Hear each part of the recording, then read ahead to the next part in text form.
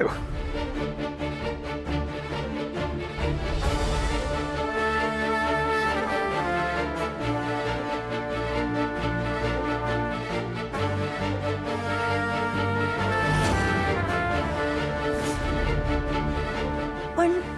यावर नाव पत्ता काहीच नाही लिहिलंय. हो, माहित नाही कुणी पाठवलं. पण मग तुम्ही यावर विश्वास कसा काय ठेवला? म्हणजे तुम्ही स्वतः जाऊन चेक नाही केलं का तिकडे? नव्हताच ठेवला मी विश्वास. खात्री करून घेण्यासाठी मी स्वतः गेलो होतो तिथे. गेलो होतो मी त्या घरी.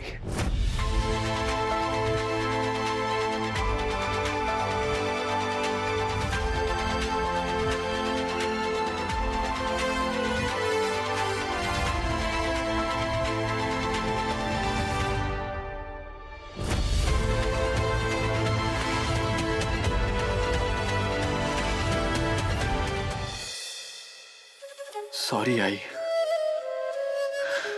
आज त्या माणसामुळे मी तुझा वाढदिवस. सॉरी. हे जे काही होतंय ना, हे सगळं त्या दयानंद खांडेकरांमुळे होतंय. मला नकोय तो माणूस, माझ्या आयुष्यात नकोय तो मला.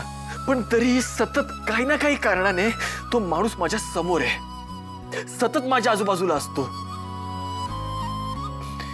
मला नकोय ग. आणि आता आता तर तो माझ्या पर्सनल लाईफ मध्ये सुद्धा इन्व्हॉल्व होण्याचा प्रयत्न करतोय. मला नकोय तो माणूस. एकतर या घरात मी कसे दिवस काढतोय ना, हे माझं मला माहिती. घुसमटायला होतंय मला या घरात. हे मिशन संपवून कधीही एकदाच या घरातून निघून जातोय ना, असं झालंय मला. आणि याच फ्रस्ट्रेशन मध्ये मी आज खूप मोठी चूक केली आहे. का सांगितलं मिस्टर खांडेकरांना? ते बाबा आहेत तुझे? नाही आहेत ते माझे बाबा. तर असं- बस झाला तारिणी.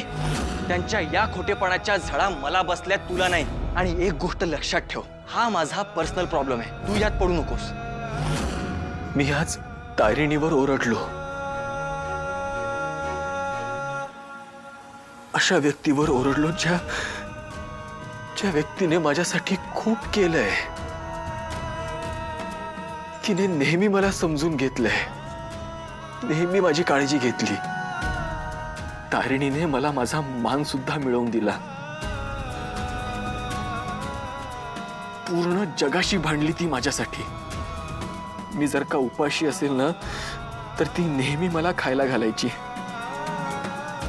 त्या तारिणीशी तोंडाला येईल ते बोललोय ग मी. आणि मला ना आता कळत नाहीये की मी हे कसं सावरू. मला माहितीये ती आता सुद्धा मला आणि दयानंद खांडेकरांना एकत्र आणण्याचा खूप प्रयत्न करतेय. माझं कुटुंब मला परत मिळवून देण्याचा खूप प्रयत्न करतेय. पण मला नकोय ग हे सगळं. मला नकोय तो माणूस. त्या माणसाबद्दलचा राग काय आहे आणि किती आहे हे तुला माहितीये ना. आणि आज तो सगळा राग तारिणीवर निघाला. मी काय करू? मला माफी मागायची तिची. मला सॉरी म्हणायचंय तिला. पण कसं म्हणू हेच कळत नाहीये. जोपर्यंत मी तिला सॉरी म्हणत नाही ना, तोपर्यंत माझ्या मनावरचं ओझं कमी होणार नाही.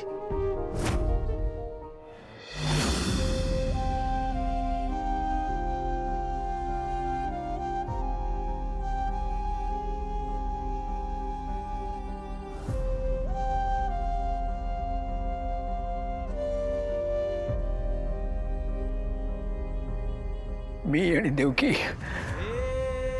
आम्ही दोघांनी मिळून बघितलेली सगळी स्वप्न, आमचा संसार सगळं खाक होताना स्वतःच्या डोळ्यांनी बघितलं मी. म्हणूनच विश्वास ठेवला मी त्या सगळ्यावरती. या पत्रावरती विश्वास मी त्यासाठीच ठेवला तारिणी. पण देवकी काकू तिथनं बाहेर पडल्या होत्या आणि सुखरूप होत्या. पण हे सगळं मला आत्ता समजतंय ना, ते सुद्धा केदार कळून. राहून राहून सारखी माझ्या मनाला एकच गोष्ट खात राहते की देवकीच्या बाबतीतले हे सगळे जे काही गैरसमज होते ते माझ्या मनात होते ना. देवकी तर जिवंत होती, सुखरूप होती. तिला मला संपर्क साधण्याचा, माझ्यापर्यंत येऊन पोहोचण्याचा प्रयत्न का नाही केला, का नाही आली ती? मला एक सांगा, हे सगळं केदारला माहिती आहे ना? मी त्याला खूप वेळा सांगण्याचा प्रयत्न केला, पण काय?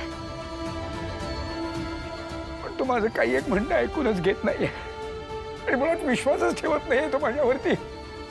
मी हे सगळं खरं बोलतोय का तारिणी? माझ्यावर तू तरी विश्वास ठेव प्लीज.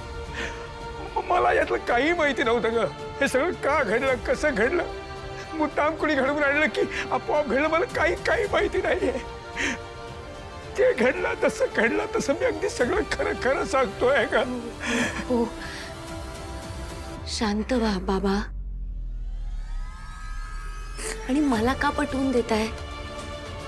माझा तुमच्यावर पूर्ण विश्वास आहे.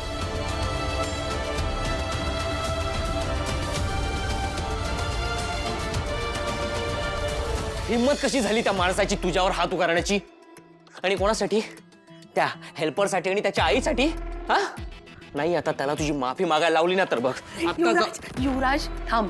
अगं तू मला का अडवतेस? त्यांनी तुझा इन्सल्ट केलाय, त्यांनी तुझ्यावर हात उगारण्याचा प्रयत्न केलाय. हे बघ, त्या माणसाचं कधीच तुझ्यावर प्रेम नव्हतं. तुला चीट केलंय त्यांनी. तू सोबत असताना सुद्धा कायम त्याच्या मनात ती दुसरी बाई होती. अरे आज हात उगारलाय, उद्या खरंच मारेल आणि परवा आपण घराच्या बाहेर असू दोघंही. युवराज, यात त्यांच्यापेक्षा जास्त दुसऱ्या कोणाची तरी चूक जास्त आहे. कोणाची चूक असणार आहे? तो केदार कोणाचा मुलगा आहे? त्या देवकीचा आणि माझ्या बापाचा ना. का आकाशातून टपकलाय तो? काय झालं की त्याच्याबद्दल सॉफ्ट कॉर्नर. हा, केदारच्या भावना नाही दुखावल्या गेल्या पाहिजे तरी आपण काय दगड आहोत का? आपल्याला इमोशन्स नाही आहेत? नाही निस्तरता येत तर कशाला करायची ना माणसाने एवढी लफडी? हे बघ, तू काही म्हण, पण मी तुला सांगतोय की या सगळ्याला रिस्पॉन्सिबल फक्त आणि फक्त माझा बाप दयानंद खांडेकरच आहे. यांच्यापेक्षा जास्त ती बाई आणि आता तिचा तो मुलगा जबाबदार आहे या सगळ्याला.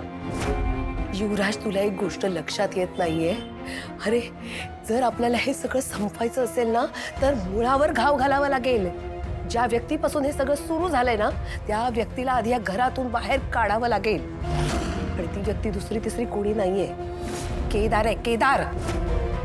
हो मामा, तुला प्रॉमिस करतो या सगळ्याचा बदला युवराज खांडेकर घेईल. आणि युवराज जेव्हा बदला घेतो ना तेव्हा व्याजा सकट घेतो. डोंट वरी.